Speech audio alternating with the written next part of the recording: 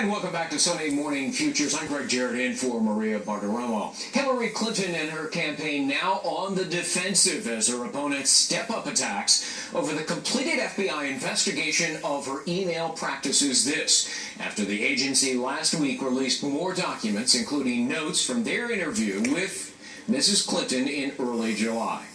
Susan Ferricchio joins us. She is the chief congressional correspondent for the Washington Examiner. Susan, great to see you. Good morning. What is striking when you read these 60-some-odd pages is that Hillary Clinton cannot remember key facts or important events. And in fact, I picked out just a few. We'll put them up on the screen. She could not recall getting security clearance, receiving classified training, using her power to classify, who had access to her emails, that's pretty important, receiving emails that should not be on an unclassified system, security briefings when leaving office. 40 times, Susan, she said, "I don't recall," which is the Sergeant Schultz defense from Hogan Heroes. I know nothing, I see nothing, I hear nothing. In her case, I remember nothing. How damaging is this? Right. I think this is a problem for her going forward because the central theme of her campaign is that she is the most ready and the most competent to become the next president. And so looking through these FBI notes that were revealed, you're seeing a pattern here where she can't remember very key details here. This isn't, what did you have for lunch on this date? This stuff's, this is about the classification system. This is about her training. This is about her use of electronic devices.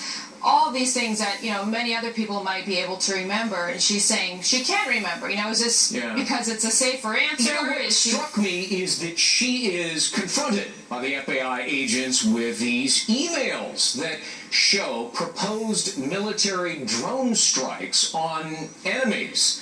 And she says, "I can't remember these." And then in the same breath she says, "And I didn't realize that was classified."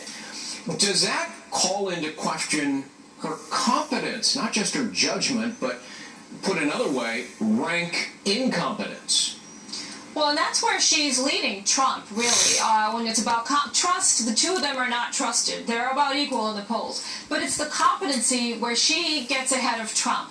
And now, looking through these notes, you see she's claiming ignorance or she's saying she didn't know.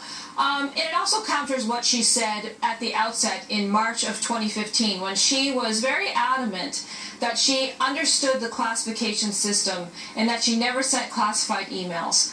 All of this is a big conflict. So it either looks like she's not telling the truth, she's being disingenuous, or she really didn't understand what she was doing. And also, Greg, that overshadows what she should be doing right now, which is talking about her record as the nation's top diplomat, her time in the White House. She can't talk about any of that because it's all completely overshadowed by this email situation and the drip from the FBI. None of it makes her look good, and in particular, it makes her look incompetent. And it's not just that she can't remember anything, but she seems oblivious to the basic duties of her office, uninformed about vital matters. Let me put up another set of bullet points here of things we learned. She was not aware of hardware or software systems, which, by the way, she's using on an hourly basis.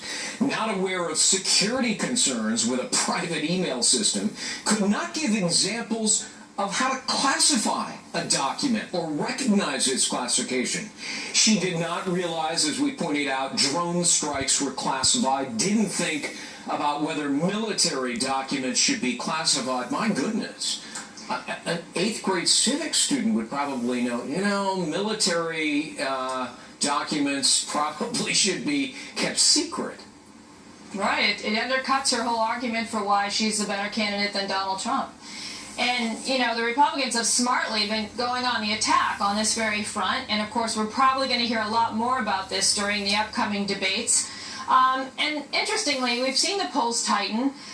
We've seen Trump even a point or two ahead in some national polls. But this is all going to come down to these undecided voters who are in some cases growing in some of the polls who do they think can handle the job? That Right. is really what gets down to when people vote. Well, Who do they feel more comfortable with? You can just hear Trump and Republicans saying, look, she's America's top diplomat. She has access to the most closely guarded secrets, and yet she seems entirely cavalier, if not unknowing. She hasn't held a news conference in 274 days. Is she hiding because she doesn't have any good answers to what will invariably be tough questions? Well, as long as she's leading in polls, it's a comfortable place for her to be, to just not face the press.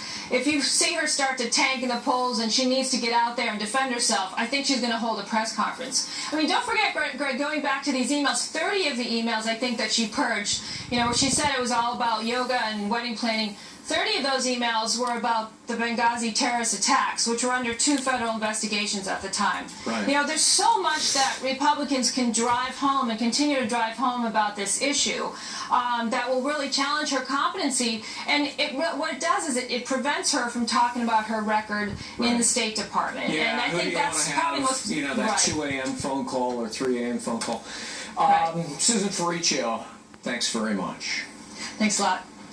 Donald Trump doubling down on his hardline immigration plan, promising to build that wall